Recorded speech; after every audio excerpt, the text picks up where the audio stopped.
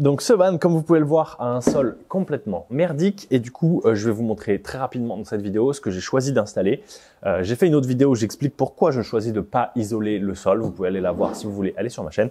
En tout cas, ici, l'idée, ça va du coup de ne pas isoler le sol, mais je vais quand même devoir refaire un sol complet parce que vous voyez ici c'est une mousse un peu pourrie, pas possible de monter des meubles dessus. Autre problème, c'est que je monte un de mes kits spécial surf et kite aménagé et du coup ce kit il est fait pour une certaine hauteur de sol et si j'ai une trop grosse variation, mes meubles vont moins bien s'adapter. Ça va me demander de les reponcer, ce que j'ai pas envie de faire parce que j'ai envie d'aller quand même assez vite et de plutôt me concentrer sur le fait de vous faire les vidéos. Du coup, c'était important pour moi d'avoir la bonne dimension au sol puisque c'est un peu le seul truc important quand on pose un kit. Donc je vais faire tout ça, je vais devoir enlever ce sol en mousse pourrie et je vais vous montrer un peu ce que j'ai prévu d'installer à la place. C'est ici et ça va aller assez vite. Donc en fait on a un OSB très basique en 15 mm, donc assez pratique d'avoir les champs et les petites entailles comme ça pour qu'ils s'enclenchent. Donc c'est pas de l'OSB coupé bien rectangle, c'est celui qui s'enclenche, fait pour les sols et les constructions là. L'intérêt de ça, c'est que c'est pas cher du tout. On peut couper les plaques et les remettre dedans une par une. Comme je vais faire ça tout seul et que il faut pouvoir en fait venir enclencher les plaques, les coller, les positionner et les couper correctement, c'est beaucoup plus pratique d'avoir plusieurs petites plaques à installer tout seul que une grande plaque entière. Et en plus, c'est compliqué de trouver une grande plaque aux bonnes dimensions. Ça vaut pas trop le coup de payer si cher pour ça. Donc, j'ai vraiment choisi de prendre cette OSB pour faire ça. Autre petit élément que je vais vous expliquer, c'est que là, j'ai choisi un lino. Donc c'est un lino renforcé, vraiment solide. Il faut vraiment prendre les plus solides pour les vannes parce que même ça, c'est déjà un peu limite.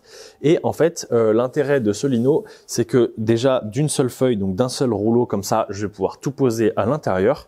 Donc ça va aller très très vite. L'intérêt, c'est que je vais pas avoir à prendre beaucoup de temps parce que je vais pouvoir poser ça en plus avec du double face. Donc je vais pas mettre une colle.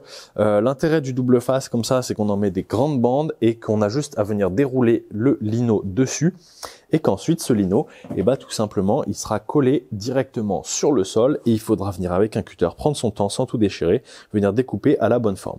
Alors, si vous pouvez et si vous le souhaitez, vous pouvez en plus, dans certains cas, et si vous faites un sol en entier, tout simplement mettre votre lino à l'extérieur, ça permet de le couper beaucoup plus facilement et ensuite venir mettre tout ça dedans.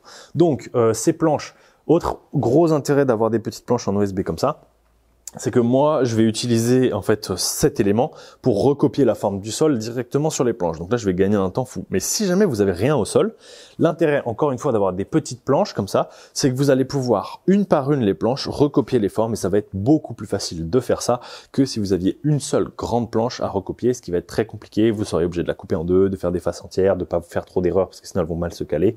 Alors que là, ça va beaucoup plus s'adapter et être beaucoup plus facile. Donc voilà, je suis assez content de ça. Pour vous donner une idée, j'ai pris 4 planches d'OSB en 15. Là, c'est un lino qui fait 2 mm d'épaisseur, qui est renforcé, qui est de couleur foncée, parce que je voulais vraiment que les meubles ressortent pour ce van-là. Et un petit double face, ce qu'il y a de plus classique, fait exprès pour poser les linos. Donc c'est quand même un double face spécifique, mais franchement, pas besoin d'avoir le truc le plus quali. Ça va marcher très bien. J'espère que ça vous intéresse, toutes les infos sur ça. Si jamais vous voulez retrouver tous les produits que je recommande, il y a un petit lien où je mets dans la description complètement gratuit où vous pouvez retrouver les produits que je recommande, pourquoi, comment les installer, tout ça. Il y a plein d'infos. Donc vous allez voir dans la description, il y a un peu tout ce que je vais vous recommander de prendre. Et sinon, je vous laisse vous abonner pour voir la pose du sol dans ce van dans une prochaine vidéo.